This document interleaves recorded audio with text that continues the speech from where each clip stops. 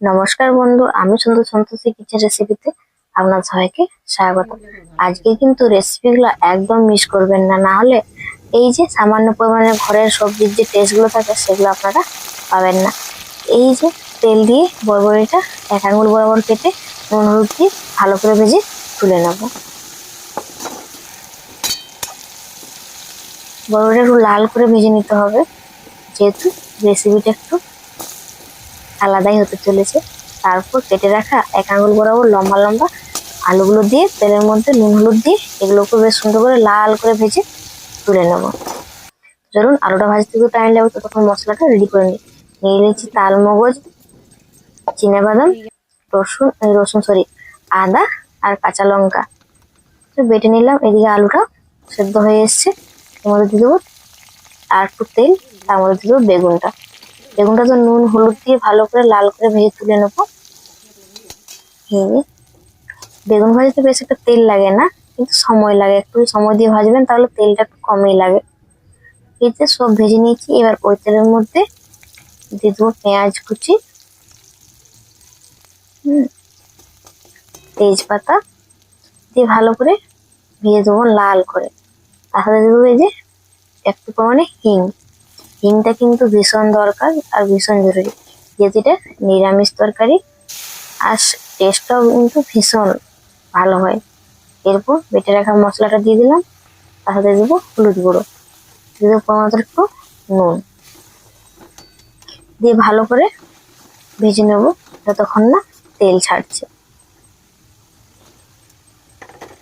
এই রেসিপিটা যদি একবার বাড়িতে বানিয়ে থাকেন তাহলে দেখবেন বারবার আপনারা সবাই এত পছন্দ হয়ে থাকবে যে বারবার সপ্তাহে একবার হলেও বানাতে মন চাইবে।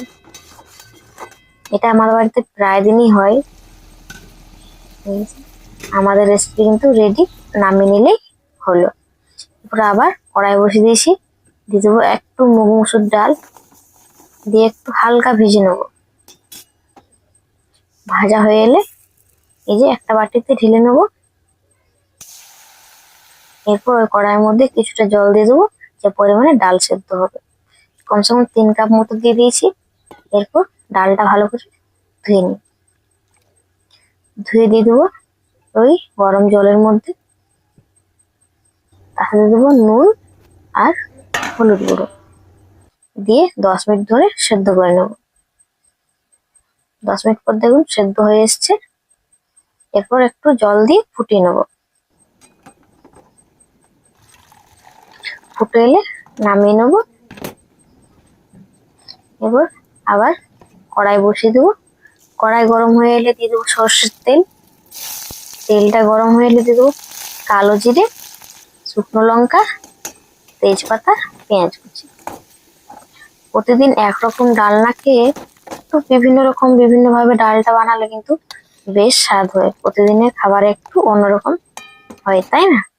এই যে আজ আমি কিন্তু কড়াই ছকিনি, আজ আমি কড়াই তেলটা কিন্তু এবার ডালে দিয়ে দিচ্ছি, এটা স্বাদ কিন্তু একদম আলাদা হয়। এবার গোয়াশুটিটা ভালো করে বেছে ধুয়ে পরিষ্কার করে নিই। এই যে পরিষ্কার করা হয়ে গেছে, এবার কড়াইয়ের মধ্যে যে তেলটা ছিল তার সাথে আর একটু তেল দিয়ে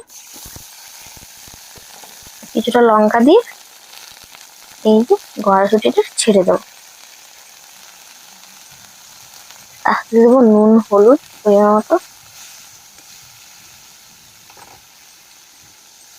এবার একটুক্ষণ ধরে ভেজে নেবো, 1 মিনিট মতো ভেজে কিছুটা জল দিয়ে দেবো। যেহেতু কড়াইশুঁটিটা একটু হার্ড থাকে তাই একটু জল দিতেই হবে। 2 মিনিট মতো একটু ভাপিয়ে নিলেই হবে, হাই টু মিডিয়াম জাল দিয়ে। এই যে ভাপিয়ে নিলাম, নরম হয়ে এসছে। এরপর লাল করে ভেজে তুলে নিলেই রেডি। এবার আছে শাকটা চলুন ঝটপট বেছে নিই। এটা কি বলুন তো কি শাক? আমরা কিন্তু বলে থাকি কুলেখাড়া শাক। আর যদি আপনারা কোনো অন্য নামে জেনে থাকেন নিশ্চয়ই আমাকে কমেন্ট করে জানিয়ে, আমারও জানা হয়ে যাবে। এই যে কড়াই বসিয়ে দিয়েছি, তার সাথে দিয়ে দিলাম তেলটা গরম হয়ে গেলে দেবো কিছুটা রসুন আর লঙ্কা রসুনটা একটু লাল হয়ে এলে দিয়ে দেবো শাকের মধ্যে দেবো পরিমাণ নুন আর একটু হলুদ। এবার ভালো করে নেড়ে চেড়ে 2 মিনিট ধরে হালকা একটু ভাপিয়ে নেবো।